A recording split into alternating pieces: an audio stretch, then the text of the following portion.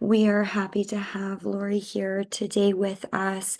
And Laurie is passionate and an award-winning advocate for individuals living with borderline personality disorder. Her work draws from her own lived experience with the disorder. For nearly a decade, Laurie has worked to reduce stigma, improve services, and elevate the voices of people with BPD across healthcare, policy, and community spaces. She has been with the BPD Society of BC Board of Directors since 2022 and is a member of the International Society for the Study of Personality Disorders Lived Experience Committee. Laurie brings a wealth of professional experience to her advocacy with a background in mental health and substance use systems, peer support, and community engagement.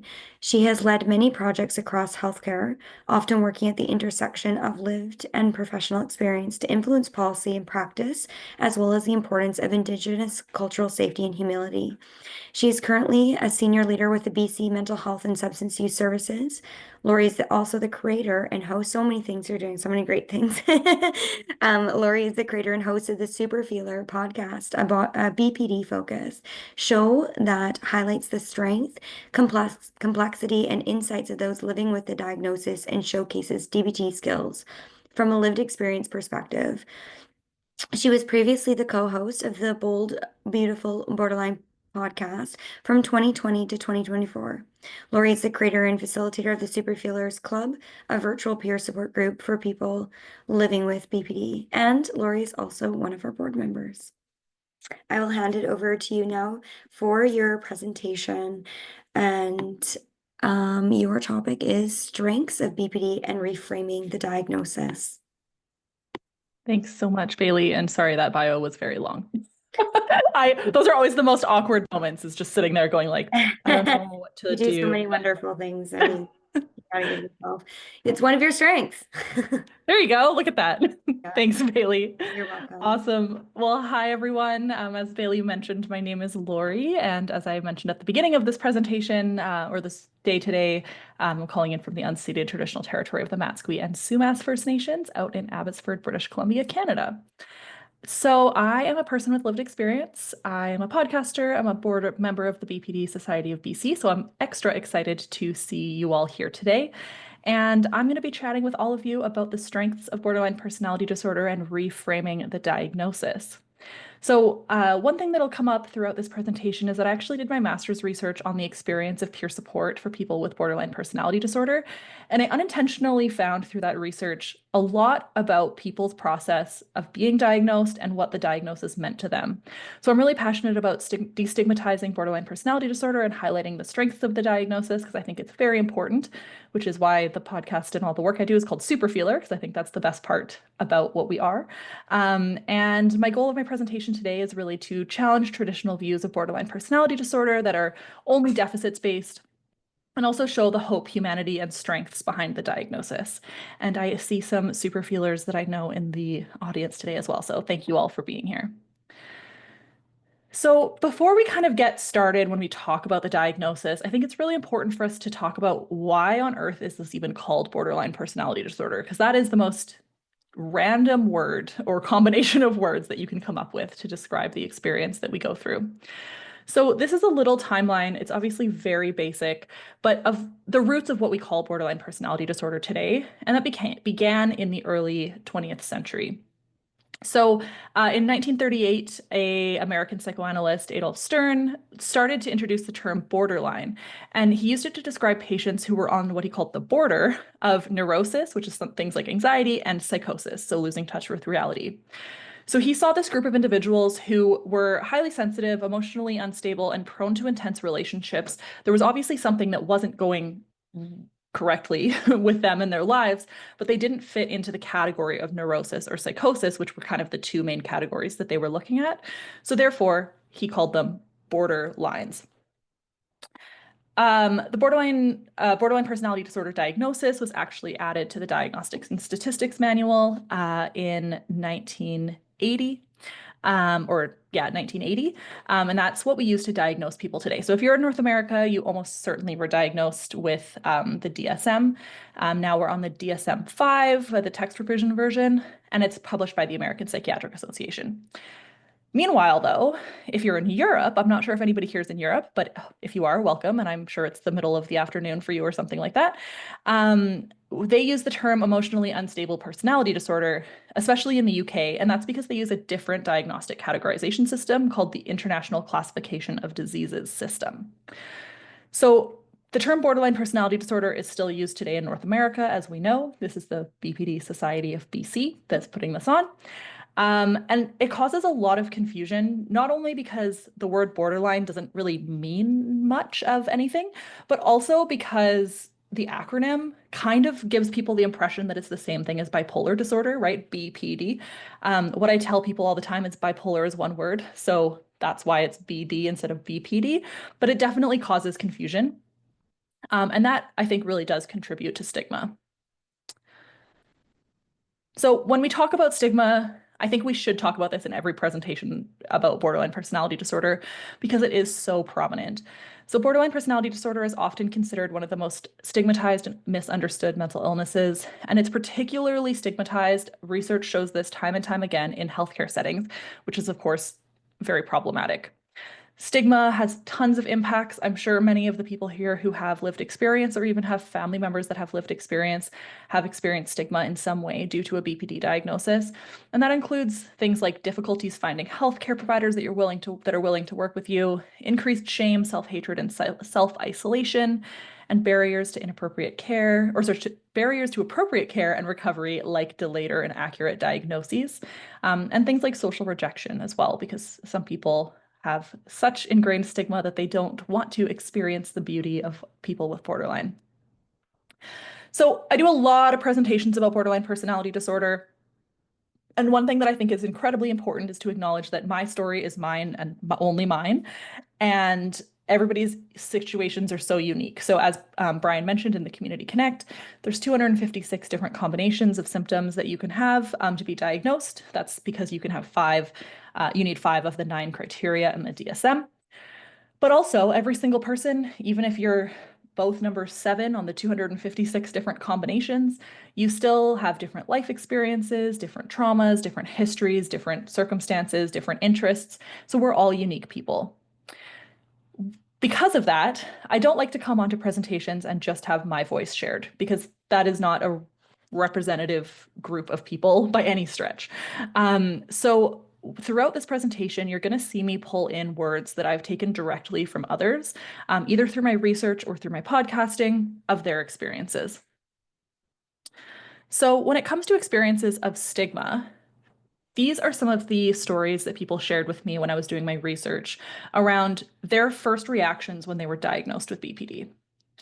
So the first person says, I also know that when it's on your record, it changes the way healthcare professionals look at you or can look at you. I was just really concerned that about the weight that it carries because it's one of those buzzword diagnoses and it does have a lot of stigma attached to it. The second participant said, I've seen that there's just a lot of therapists who well, if you have BPD, they don't want to work with you. And they say, I don't want to be liable for that, for the mess that you are. I'm not a mess, but yeah, I'll go into Psychology Today and I'll filter out who would work with someone with BPD. And then we'll go from 10 pages of people to 1 page that has 4 people on it. And then, of course, none of them will take my insurance. The insurance comment there is particularly interesting because it's a US participant of my research, which they have a very different insurance system. So there's kind of people who are inside your network of people that you can see through your insurance and outside. That's less common in Canada. But there's also those are some potential negative impacts of being diagnosed with BPD. But there's also some really amazing things that happen when people are diagnosed with BPD. And this was one of the things that really stood out to me in my research. So contrary to what a lot of providers believe, that being diagnosed is harmful, many people in my research actually described it as a turning point in their lives and their recovery journey. It was the first moment that people felt seen and understood. And for some, just knowing that there was a name of what they were going through really lifted this huge emotional weight. They finally had a path forward, a sense of what skills to build, what supports to seek, and most importantly, that they weren't alone.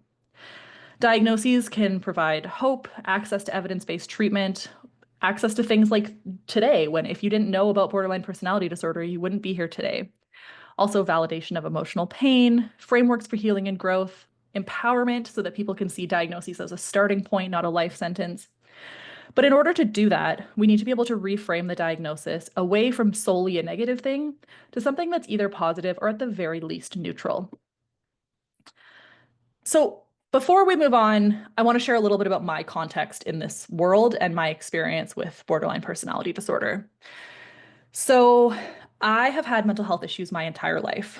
I do not remember a time where I wasn't getting in trouble, being brought to the principal's office, having emotional breakdowns. It started from the moment that I have memory and arguably from birth.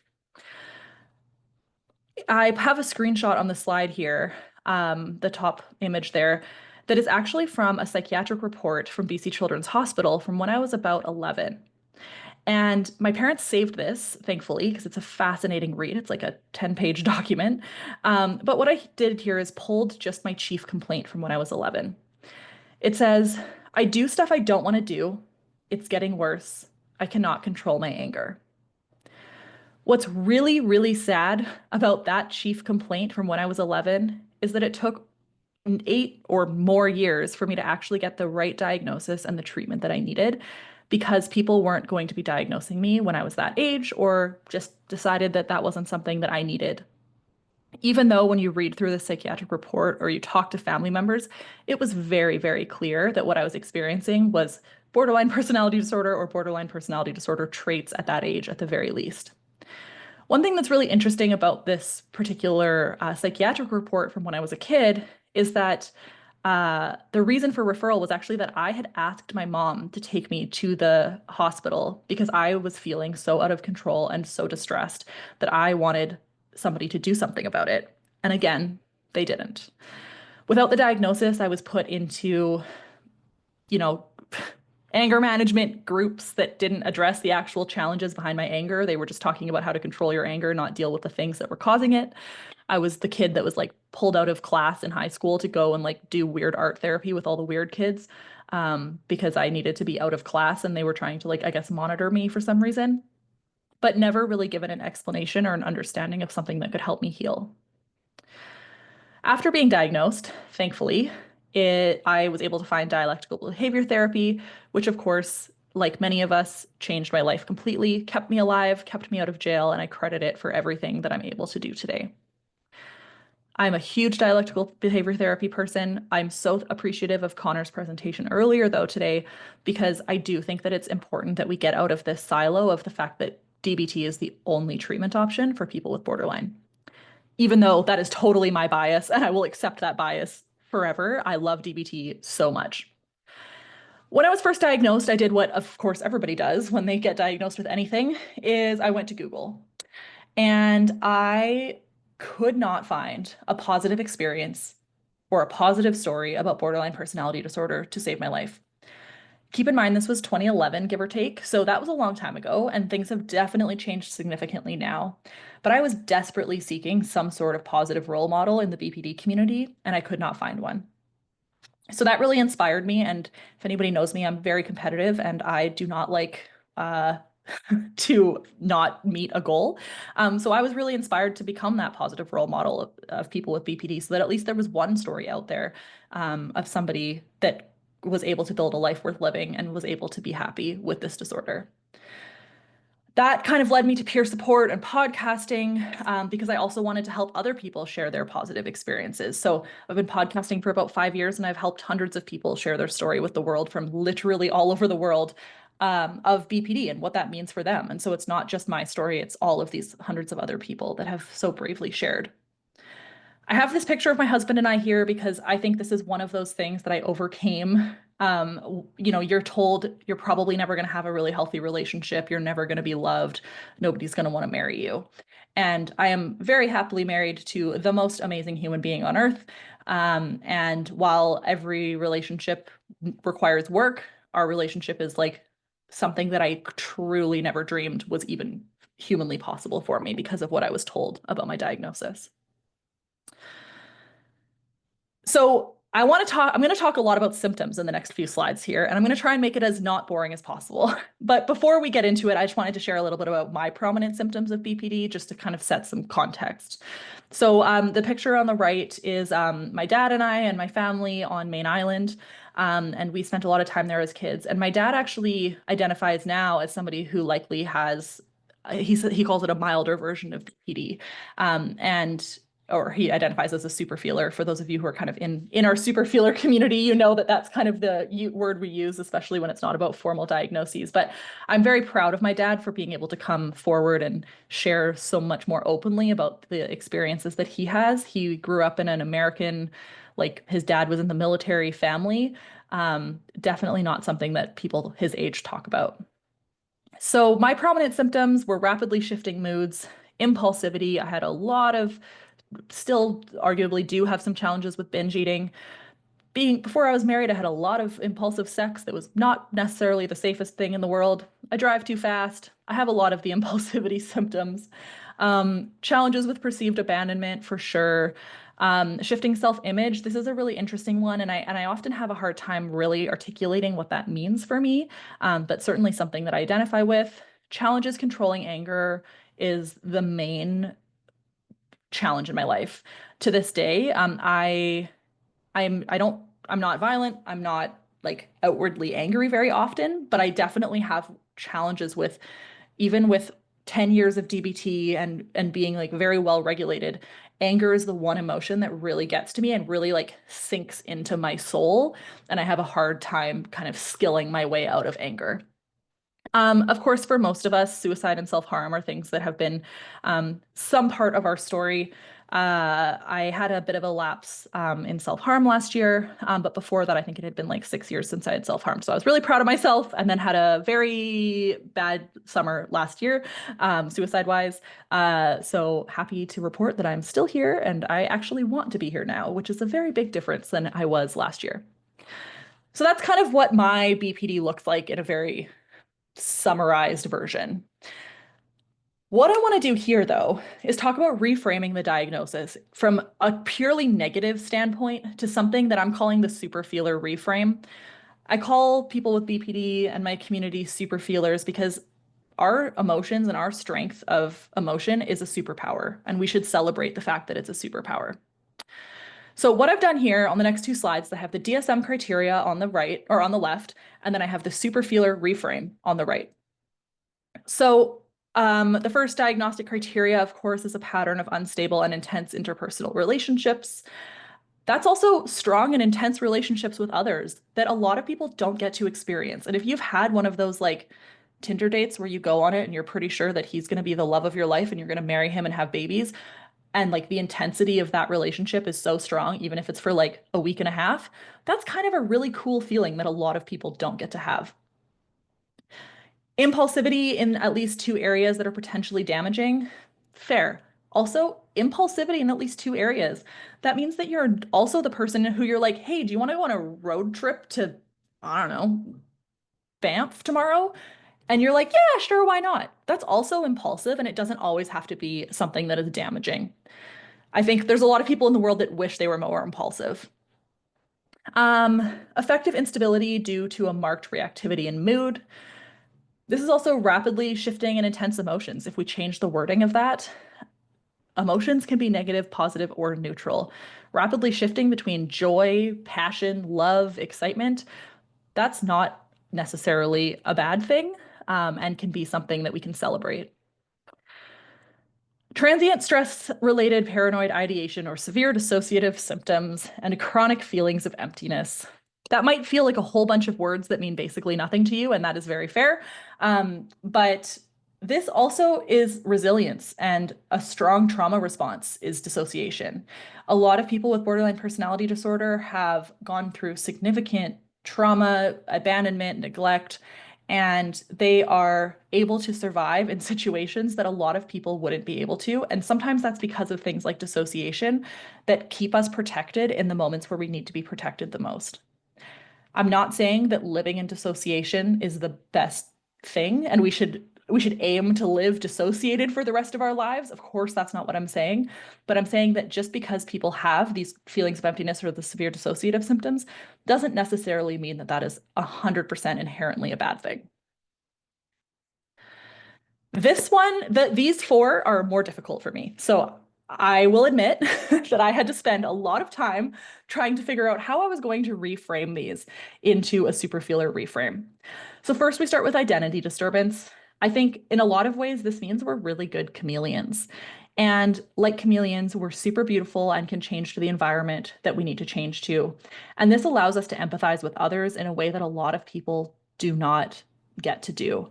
I am sure that many people that live with BPD that are on this call today have had the moment where people are like, wow, I can't believe I told you that. I just told you everything. I never do that. And that's because of our ability to kind of blend into like the people around us and make people feel comfortable. Um, Same with the ability to read social cues and other people's emotions. Because we're able to adapt so well to other environments, the identity disturbance can also be something that kind of makes us the person that can get along with anyone. Frantic efforts to avoid real or imagined abandonment, recurrent suicidal behavior, gestures, or threats, self-mutilating behavior, inappropriate intense anger, tense difficulty controlling anger. I totally get that those are really hard to reframe into something positive. Instead of saying that like those are good things, which again, I'm not trying to say that BPD is easy to live with. It is not. I understand that. It's a really, really, really difficult thing, and I don't want to invalidate anyone by what I'm saying here. And if I am already, I apologize, but I will get into that in a little bit here. But I also think that all of those things are passion and intensity of emotion that can be both negative and positive. And we should be able to reframe the fact that looking at dialectics, things can be both, strong emotions can be both positive and negative at the same time. And same with just feeling strongly in general. There's so many positives of feeling strongly. So emotions like excitement, gratitude, happiness, those are all amplified. There's capacity for profound joy and fulfillment, deep relationships when trust is established, super strong advocacy skills. Many people with BPD become super strong advocates for social change. Look at Marsha Linehan herself, a hero of many of us. She did all of this work because she was a super feeler. She was able to take her life experiences and her passions and move that into something that was so positive and has saved countless lives. We can't even begin to quantify how many lives dialectical behavior therapy has saved. There's also a lot of presenters here today that you're going to be hearing from that also identify as having this diagnosis and are incredible advocates for what they do. There's also emotional expressiveness that can be a huge asset to creativity. So some of the most beautiful artists, poets, singers, songwriters, they're super feelers, and that is part of what they do and why they do it. So borderline personality disorder is a collection of human experiences and not a moral failing. And my goal is really to shift our view from a deficits-based understanding of the disorder to a strengths-based thing that can change lives. People can and do build lives worth living that live with borderline personality disorder. And like I said, I acknowledge that my take on this has come after 10 years of being diagnosed, having gone through a lot of therapy, having talked to hundreds of people with borderline personality disorder and learning from them, and also from a place of privilege where, you know, I am a white middle-class Canadian who is able to kind of reframe this in a way that I understand that when you're really struggling, that's going to be hard to do. I want to share a clip from the podcast. I have a few of them in this presentation, but one in particular that I think is probably the favorite clip of mine from any podcast I've ever recorded, and there's been hundreds of them. And it's us, my friend and I, Heather from Georgia, and I have her consent to share this, of course, talking about how I have fear that my kind of positive slant, my super feeler mentality can be really invalidating for people. And we had a really beautiful conversation about that. So I hope you can hear this. If you can't, Bailey, can you come off mute and let me know? When I first started listening to your original podcast, I would get a little irked when you would be like, I love having BPD. I would never change it. And I'm like, I would kill 3 people. Not really, but like it was that strong that I'm like, I would go through Allegedly fire kill for 3 people. this. But like now, it's only like a year later, and I wouldn't trade it for the world, because now that I can manage some of my symptoms, I'm freaking cool. And like, I wouldn't be nearly as like excited about things that other people don't get excited about. I wouldn't be as funny as I am. And like it just really makes, like, I wouldn't be me without it. So no,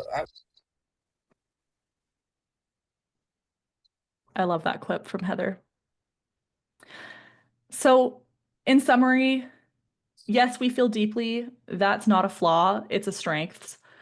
So, when we wrap up, I want to leave you with this idea that all of the things that we've been labeled as too much, too intense, too reactive, too emotional, those are all also the things that make people like us really incredibly powerful human beings. Feeling strongly allows for deep joy, fierce loyalty, passionate creativity, relentless empathy. It fuels advocacy, it makes art, it saves lives, and it builds community. So, yeah, BPD can be and is incredibly painful, incredibly complex, but it's also deeply human. And when we can create the space for that humanity, when we stop pathologizing sensitivity, we can invite people with BPD into a place of dignity, value, and belonging. So, as we're finishing this presentation, you might be wondering, okay, cool, well, what can I do to try and reframe this diagnosis? Well, if you're a provider listening to this, you can start using strength-based language. You can challenge your own assumptions, and you can ask your clients what recovery means to them and what values their emotional sensitivity and intensity provide in their lives. If you're a family member or friend, you can lead with compassion, be curious, not fearful, and continuously learn about your own biases, and try and see the beauty in those you love. If you have BPD, please know that you are not broken. You are wired for intensity, connection, and resilience, and those are beautiful things. You're a super feeler, and you likely always have been, and now it's time to embrace it. And for all of us, let's advocate for systems that see people fully, not just as problems to be managed, but as lives worth investing in. Because the truth is, people with borderline personality disorder can and do build lives worth living, and it starts with being seen for who they truly are, which is super feelers. So that's the end of my presentation. I really appreciate you all listening today, and I hope you liked it, because I have anxiety as well. I'm happy to take some questions, and then at the very end of the questions, I also have a few other clips of people talking about the things that they love most about BPD, if we have time for it. If we don't, then that's totally fine too. And sorry, you can find all my info if you use that QR code. You can find the podcast, peer support. There's a bunch of upcoming events for BPD Awareness Month, including on Saturday. If anybody wants to come in person, we're going to be at the Sash Bear Walk in Burnaby. And there's another couple other people on this call today. They're going to be there too. And then you can also connect with me if you want to share your own story or you want to just get in touch. My contact information is on my website as well. Thank you. Wonderful. You did great, Laurie, for your anxiety. Thank you. Thank you. And I love the layout and all of it's very, very wonderful. Thank you for sharing your story and information about that super feeler reframe. I love that. We do have a couple questions from the community. And so the first one is that what skills or experiences does your partner have that makes your relationship so successful? Ooh, that is such a good question. So my partner is the most neurotypical human being on earth, which is incredibly frustrating sometimes. He has never been to counseling. He has never had a mental health issue. He's just like so normal it hurts. That said, he is the kind of person who he's such a comforting force. Just as a human being, he's the kind of person where like he would help any single person in the world. And I think one thing that is the most important is that he knew I had borderline personality disorder before we started dating. And I think that's so important because they're going to find out eventually. And when they find out, in my experience, who has dated a lot of people, that when they find out, even if it's been years after you tell them, they will usually use it against you. And that's where the stigma is really prominent. So my husband knew me from school before we started dating, and I actually rejected him for a long time because I did not think I deserved a healthy relationship with a good man. And he Googled borderline personality disorder when he found out that I had the diagnosis.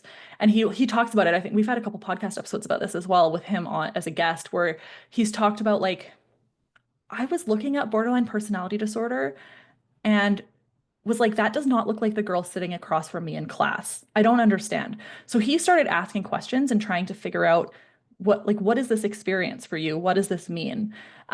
He also just kind of knows how to help regulate. So there are many, many times where he will use like things like the tip skill, like temperature change, to uh, help regulate me. So the amount of ice cubes he's put down my shirt, too many, and I yell at him every single time. But it's so helpful. He'll also breathe with me to help co-regulate. He is also so supportive of when I need time alone or time with him, and he's really willing to just like do the work with me as opposed to be like, this is about you. You need to fix your problem. He'll be like, hey, why don't we both regulate together? Or why don't we both go for a walk? Or why don't we both learn about this skill? And yeah, he's a wonderful human being. He hates when I talk about it, but he's great. Sounds like a wonderful human being. And we have a follow-up question to that in terms of like when you first met your now husband, were there any struggles that you went through, like self-destructive behavior, intense mood changes? Um, Oh, yeah. Sorry. oh, sorry. And there's just a follow-up to that. Is how were you able to overcome this to make your relationship last and be healthy? Great question. Yes, definitely. So as I mentioned, I actually rejected him for quite a while because I really didn't think that I deserved a good person, and it scared me really bad to even like be asked out by somebody that I knew was like a good person because I'd only ever dated bad people for me. So that was kind of like the self-sabotage at the very beginning, and then there were a lot of times in our early relationship, and to be fair, sometimes on occasion it still happens where I'm like, oh, guess we're getting divorced. And thankfully, I think like he knows that like that will come and go. And I try not to throw it out there too often, but I definitely like 2 days before our wedding was like, nah, maybe we don't get married. So there's definitely a lot of like kind of that self-sabotage, I hate you, please don't leave me situation that still goes on. But we have a really good ability to like talk through it. And I think like being able to just like articulate what we're feeling is a helpful thing. And what's really interesting for him, or like for me observing him, is he grew up in a family that like does not talk about stuff.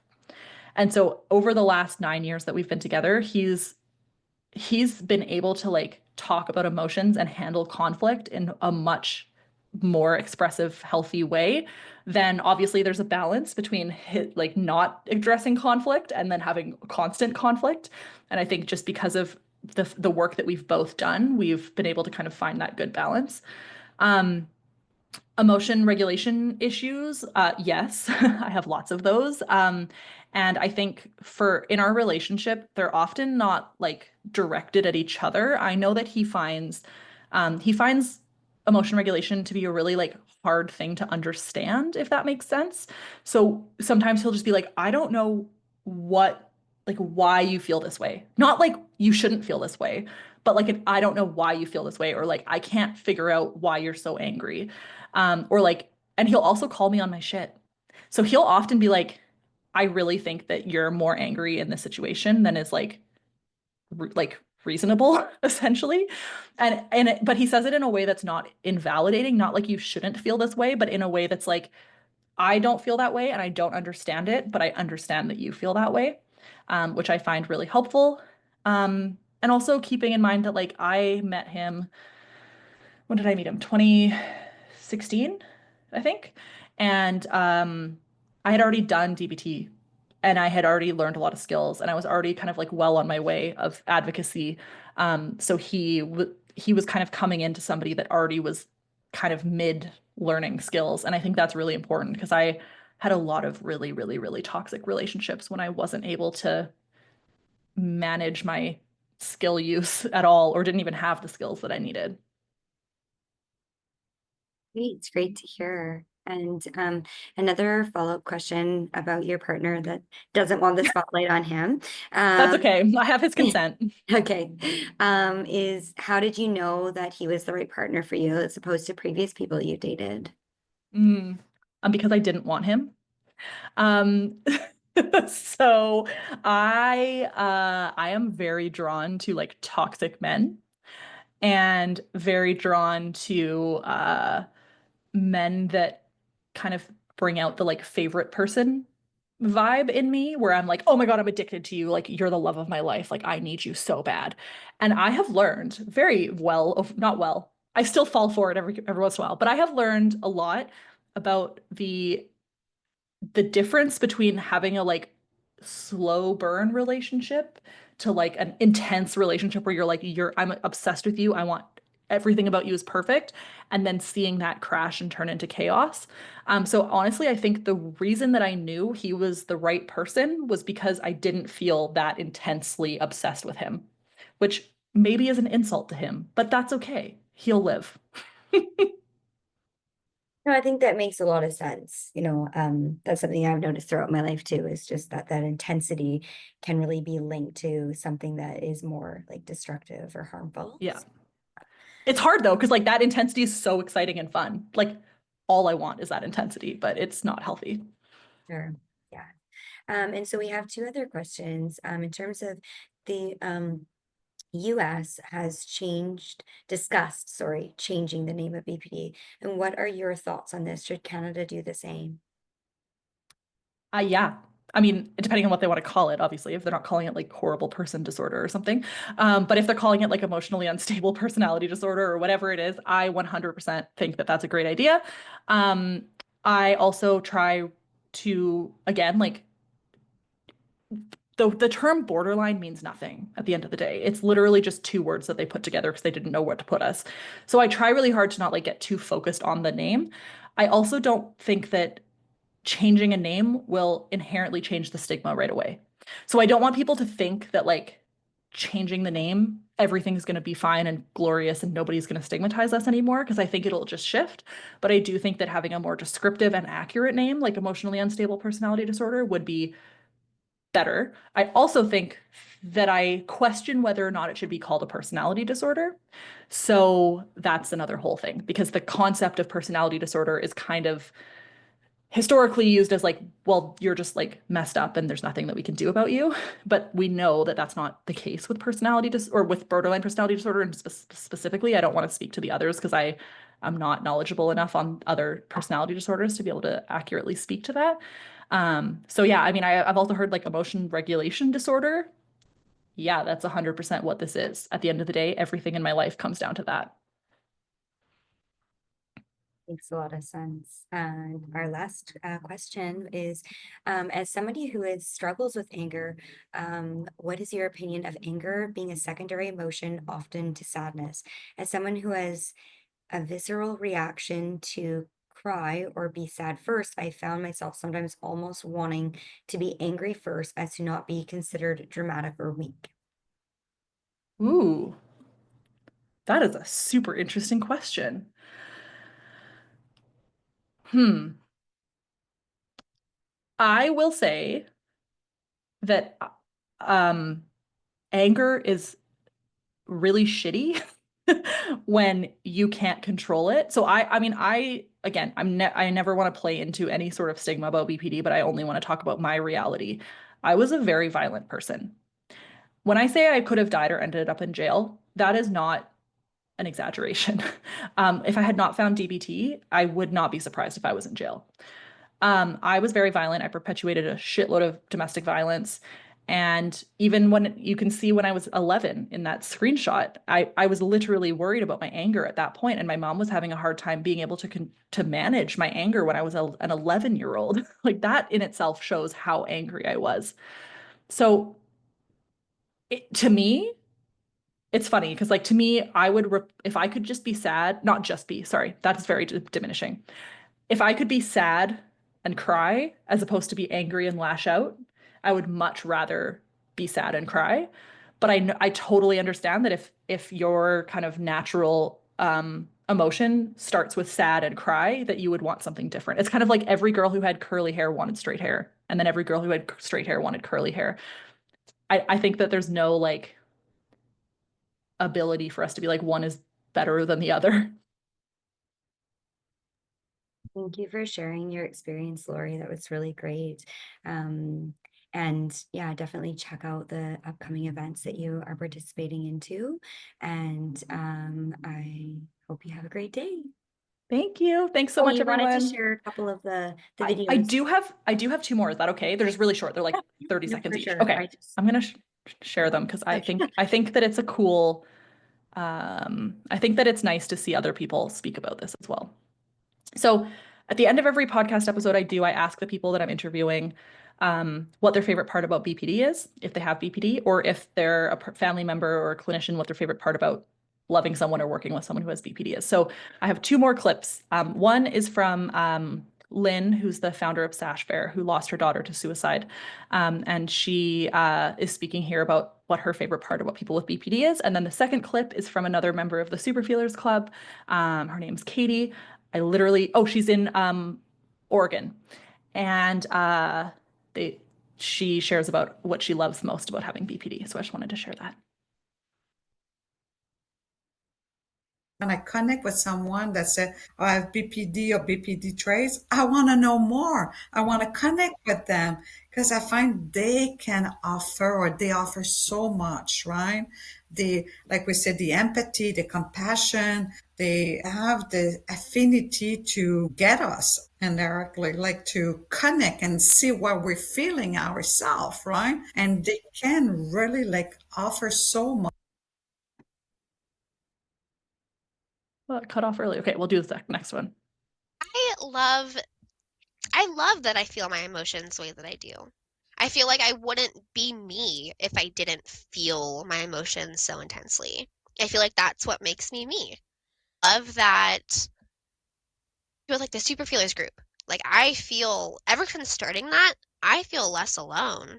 And I love that people with BPD are the most supportive people and kind, like I said earlier, some of the most, in my opinion, compassionate people there are. And I love that. I love that Oh. people with BPD, we feel our emotions the way that we do, and no one can take that from us. No one can take that away. And Anyways, those are my last two clips I just wanted to share. So thanks so much.